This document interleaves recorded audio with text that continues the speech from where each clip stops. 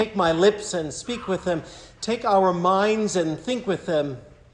Take our hearts and set them on fire with love for you and all your creation.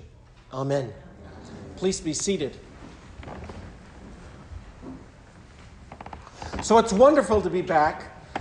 And there's also a bit of trepidation knowing that I'm following Dick Anderson last week. I've been hearing wonderful things, Dick. He did all right. The other challenge I have is these really important readings we have today also come when I'm invited to kick off, if you will, stewardship season. The fall, right? We have our ingathering. We're going to start asking you and sending you requests for your pledges.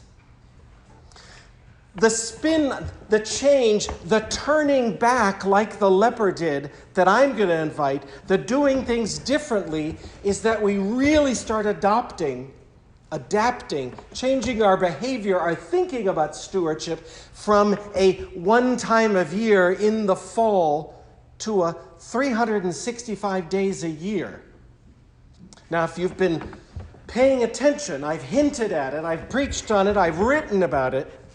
We had a team attend the Holy Currencies Stewardship 365 training program, and we're beginning to think differently about how it is that we are in community with all the abundance God has given us.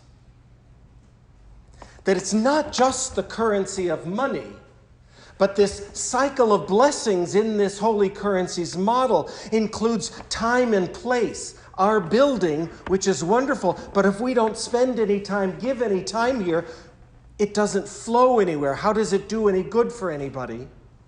Our gracious leadership. That's each one of us as gracious leaders. Not just the choir master, not just the priest, not just the warden, the vestry. All of us can be gracious leaders when we flow that currency to build relationship with one another and with the wider community. And when we have relationships, we have truth because we're listening to one another. We're hearing what's going well. Where can we joy and celebrate and give thanks together? What's not going well? What needs help in my life, in your life, in our community life together? And that's where the wellness comes in, the currency of wellness that we can have together and we can share with others. And you know what? We don't then have to worry about the money because it just seems to be there. When these currencies flow, the cycle of blessings is activated. We have sustainable missional ministry. In my work with the Kaleidoscope Institute, I've seen that happen. When the congregation makes that shift from thinking about we're going to get the money and we're going to hold on to it and only spend it when we absolutely have to thinking about what are the other currencies in that model? What are the other blessings God has given us that we need to flow and cycle so that not just us, but everybody can be well? So what does that have to do with the lessons? And what about my quiz about the songs you're singing this morning? Anybody have an inkling yet? No? Okay. So, we have Jeremiah writing from Jerusalem where only the remnants of people were left behind. The gracious leaders, the elders, the priests, the business owners, if you will, were all scattered to Babylon in exile. And this is towards the end of Jeremiah's writings to them. And he's telling them, what does he tell them? Anybody remember from listening this morning? What is Jeremiah telling them? Multiply. Be part of that community. The last line of that even. I have sent you into exile and pray to the Lord on his behalf, for in its welfare you will find your welfare. If they become part of that community, build relationships, listen to their collective truth, they're going to find wellness together. It's not about what was. It's about changing the way they were thinking about where they are now. Yes, they lamented, and we hear it in that psalm, by the waters of Babylon, we hung up our harps because we couldn't sing in a foreign land. God is saying, yes, you can.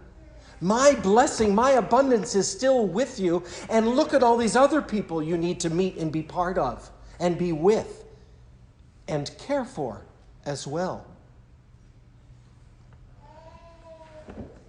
They were invited to give thanks, to celebrate, to establish roots, to build community in a place they thought wasn't theirs.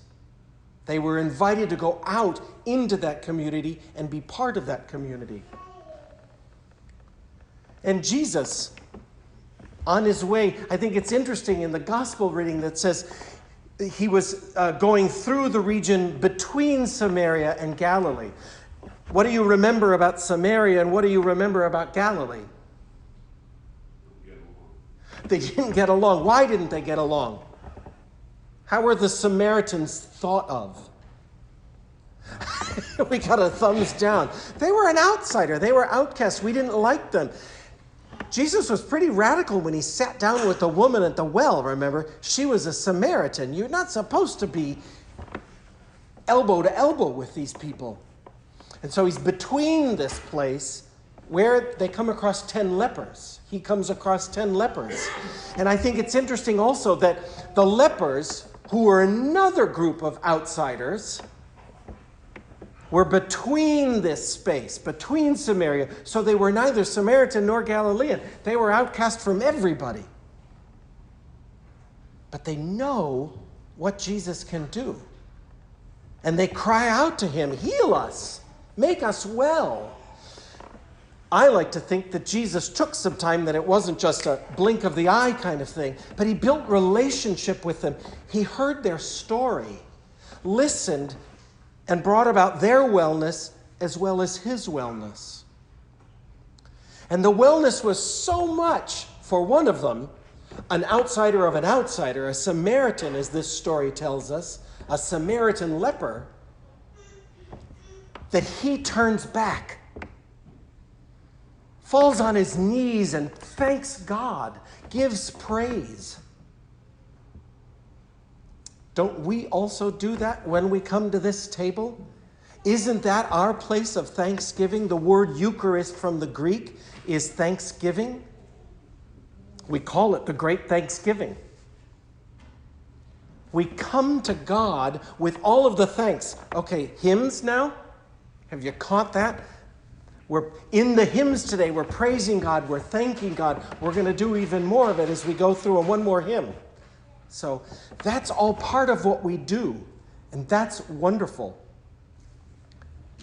And like the Israelites in exile, we have to take action. Praise and prayer is wonderful. And we have to go out into the world, exercising our currencies of leadership, relationship, to hear the truth and bring about the wellness. The end of the gospel, get up and go on your way, your faith has made you well. Last week, the gospel was about faith. And it's not about size. I don't know what you said, Dick, but it's not about a quantity, just the littlest bit can be. It's about having faith and about living into that faith. And that's what Jesus invited this leper to do. Go, live in your faith, make your community well.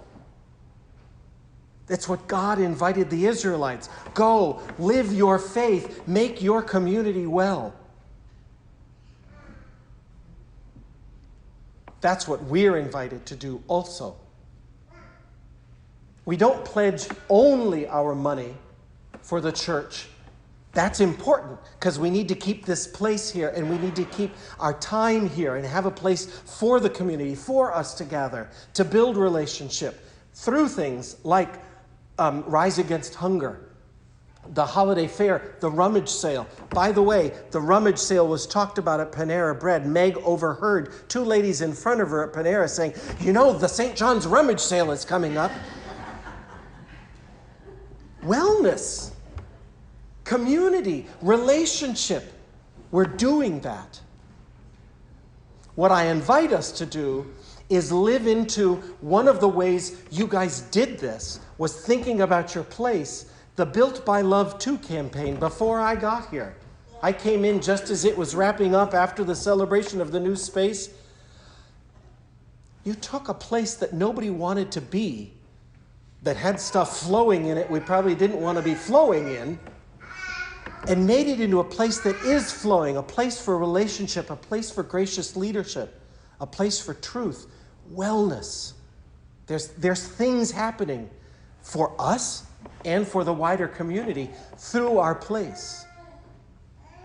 So the invitation I have from today's readings for you and the beginning of our stewardship campaign is to think about stewardship all year long, 365 days a year. Not just that you write the check every week or every month, or you've set it up with your bank to send it in, but what gracious leadership can you share with us? What can you pledge in gracious leadership? What can you pledge in building relationships? Internally and externally. Who do you know that we need to know that we can blossom even more with the abundance God has given us? What truth do we need to hear? How can we flow that currency so that we can bring about our wellness, but also share that wellness with the wider community? So as we think about this stewardship season, before we get to our ingathering, our collecting of our pledge cards, it is bigger than time, talent, and treasure, this concept that I'm giving you.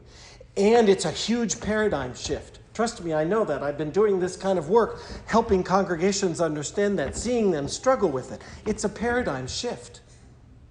But it is what God calls us in these readings today. It's the invitation to the Israelites. It's the invitation to the leper. Turn back, transform. As Jesus turned things upside down, think differently. Don't hold on to what's been in the past. Plant roots, build community for the future. That's what we can do here. That's what we are doing.